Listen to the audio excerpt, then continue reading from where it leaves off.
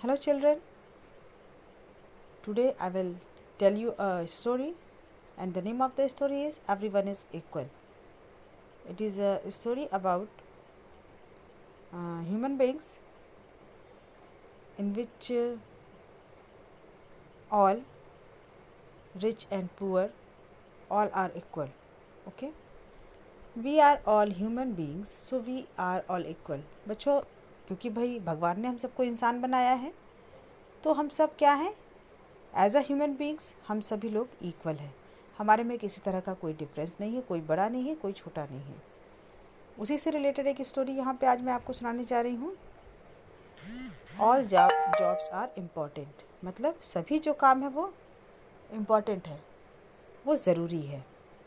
तो आइए शुरू करते हैं आज की story. One day a man was going on horseback. एक दिन एक आदमी घोड़े की पीठ पे चढ़ के जा रहा था. On the way he stopped because he spotted some workers trying hard to lift a heavy beam of wood. रास्ते में वो रुका. क्यों? क्योंकि उसने देखा कि कुछ आदमी जो है वो लकड़ी का बड़ा सा टुकड़ा उठाने के लिए बहुत ही कठिन मेहनत कर रहे हैं, बहुत ही कोशिश कर रहे हैं, बहुत ज़्यादा कठिन. The supervisor was standing close by. और उनका जो सुपरवाइज़र था वो उनके बिल्कुल पास खड़ा था. सुपरवाइज़र जो काम को सुपरवाइज़ करता है, जो बताता है कैसे करना है. ठीक है. He was not helping the workers to lift the load. As a human being उसे उनकी हेल्प करनी चाहिए थी, पर उसने उनकी बिल्कुल भी हेल्प नहीं की उस लकड़ी को उठाने में. In fact after every minute he would shout try a little harder. बल्कि हर एक मिनट बाद वो ज़ोर से चिल्ला रहा था, थोड़ी और कोशिश करो, थोड़ी और कठिन कोशिश करो. The man saw all this. He told the supervisor, why don't you help the man.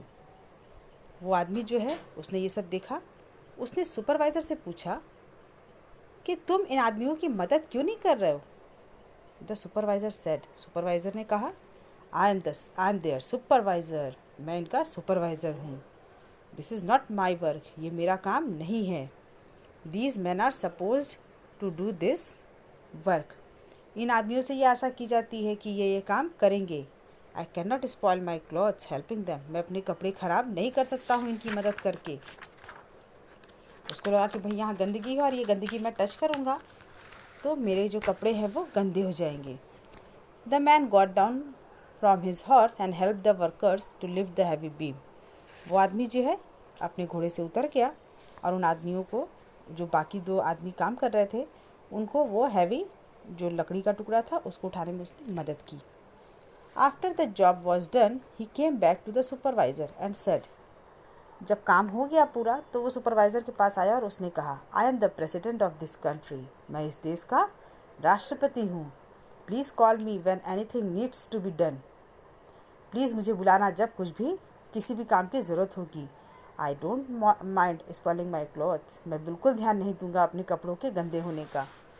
The supervisor immediately realised his mistake. Supervisor को तुरंत ही अपनी गलती का एहसास हुआ. He felt ashamed of himself. उसको अपने ऊपर बहुत शर्म आई. He understood that all man are equal and that each kind of job has its own importance. वो ये समझ गया कि सभी इंसान जो है बराबर होते हैं और हर तरह के काम का अपना महत्व है. तो बच्चों, आपने ये स्टोरी सुनी कि किस तरह दो गरीब आदमी, दो छोटे वर्कर्स काम कर रहे थे और उनका सुपरवाइज़र जो है उन्हें केवल कमांड दे रहा था. और उसी जगह जब कंट्री के प्रेसिडेंट आए तो वो बिना किसी झिझक के, बिना किसी हेजिटेशन के, वो अपने घोड़े से उतरकर अपने कपड़ों की बिना परवाह किए उन दो वर्कर्स की हेल्प करने लग गए एक बड़ा सा लकड़ी का टुकड़ा उठाने में. तो जब इतने बड़े प्रेसिडेंट होके इंसानों में किसी तरह का कोई भेदभाव नहीं किए, तो बच्चों हमें आपको भी ये बात ध्यान में रखनी चाहिए कि all jobs are important and all man are equal. Okay students, I hope आप लोग को स्टोरी पसंद आई होगी. So everyone, have a nice day. Thank you.